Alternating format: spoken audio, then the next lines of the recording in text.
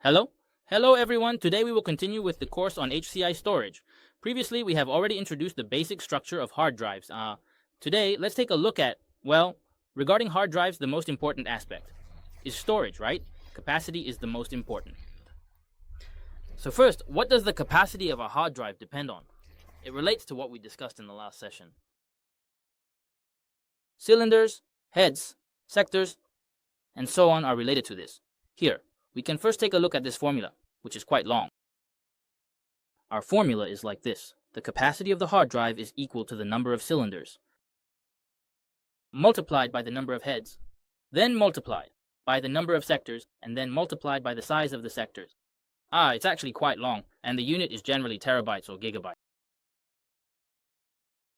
Here, the factors that mainly affect our hard drive capacity are primarily the capacity of a single platter and the number of platters. Here it's like a table, right? You should still have an impression of it.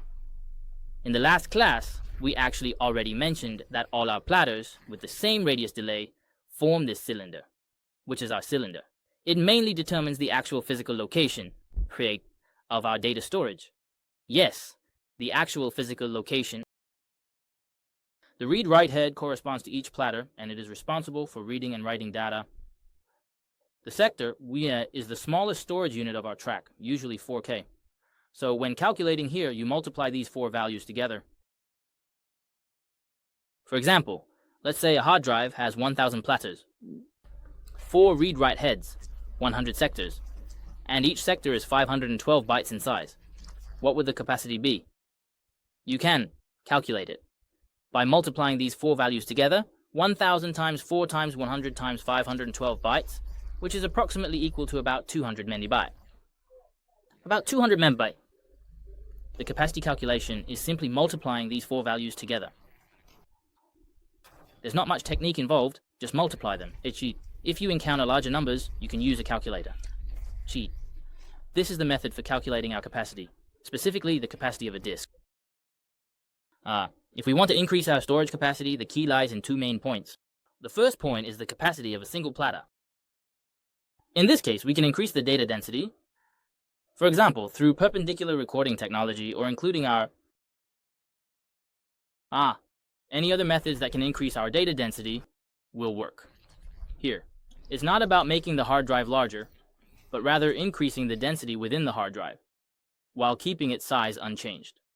The capacity of a single platter in the earliest days, even 1 GB, was considered quite large, which was something from the last century, right? Back in the last century, a 1 GB disk was already considered large. But now the capacity of a single platter can reach much more. It can reach 2 TB. 2 TB is the capacity of a single platter, not the total capacity of the entire hard drive. It's the capacity of one platter that is 2 TB.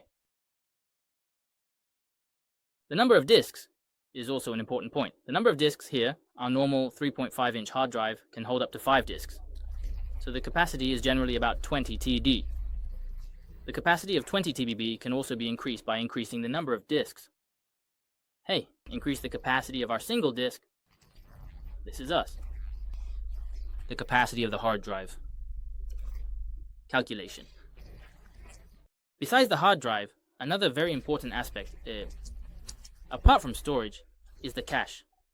Since the read and write speed of hard drives is limited and cannot keep up with our memory, we need something here. We need a cache to assist. Here, the processing speed of the CPU and the read-write speed of the hard drive actually have a difference. A difference of over 10,000 times. So, our cache acts as a high-speed temporary storage area to prevent frequent data access and reduce the CPU's waiting time. The working principle of our cache here is actually data is first stored in the cache and then written to the hard drive in batches. And when reading, it pre-reads data from adjacent sectors to accelerate continuous access. Regarding the impact of cache capacity here actually. Generally, a smaller cache of 64 megabytes is sufficient. It is generally suitable for sequential read and write scenarios, such as backups. For larger storage, if you use a large cache of over 256 megabytes, for instance. This type, generally, we use it to enhance random read and write performance. For example, Large caches can be used for database query. This is a very important point. For hard drives, one is the storage capacity, and the other is the cache. Of course, besides these two storage aspects, there are other factors that affect the overall performance of our hard drive. There are 4 more. 4 points. They are rotational speed, seek speed, single platter capacity, and interface speed. First we can take a look at our rotational group. Rotational speed, actually it is a major factor affecting the throughput performance of our hard drive during continuous read and write operation. That's because our mechanical drive, whether for storage or reading, relies on this. Our platters are constantly rotating, relying on the rotation of the disk surface. Here, rotational speed actually refers to the number of revolutions our platters make per minute. The unit is RPM. When reading data, the heads do not move. It relies on the rotation of the platters to sense and read the data. Therefore, the faster the platters spin, the shorter the data transmission time. In continuous read and write scenarios, the fewer times the heads need to seek. When reading, the number of times the head needs to seek is relatively low.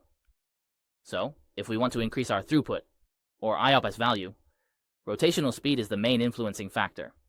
When writing, the head does move, which is quite normal. However, during reading, the head generally moves very little. In this situation, we mainly rely on increasing the rotational speed to improve reading efficiency.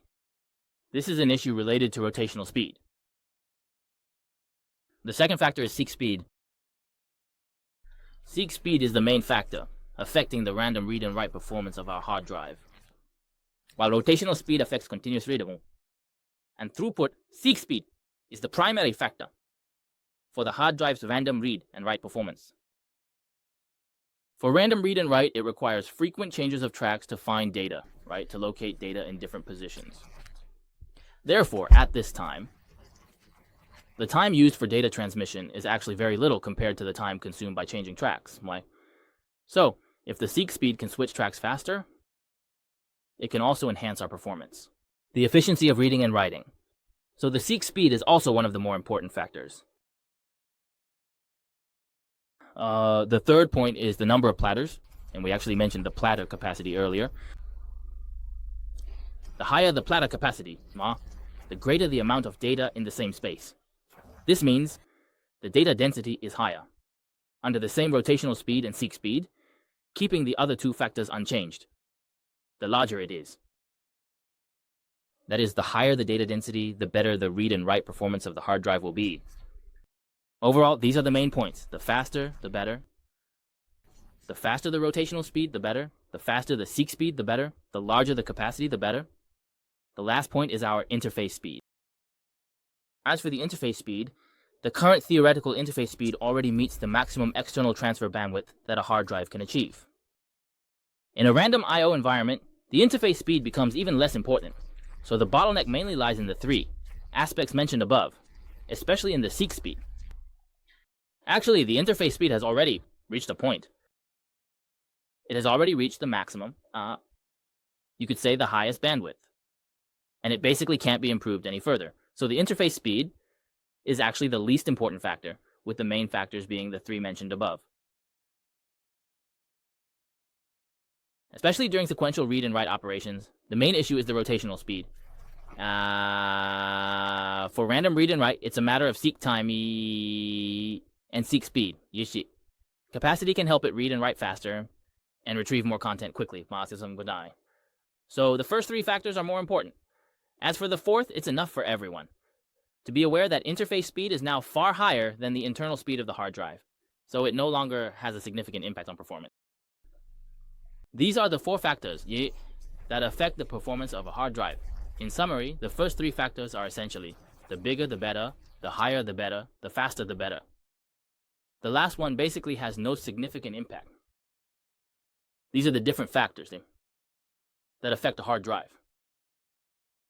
Alright, that's all for today's content. If anyone wants to study Huawei certification technology or obtain Huawei certification question banks, please send me a private message. I can also engage in technical exchanges by leaving more comments below the video. Alright, that's all for today.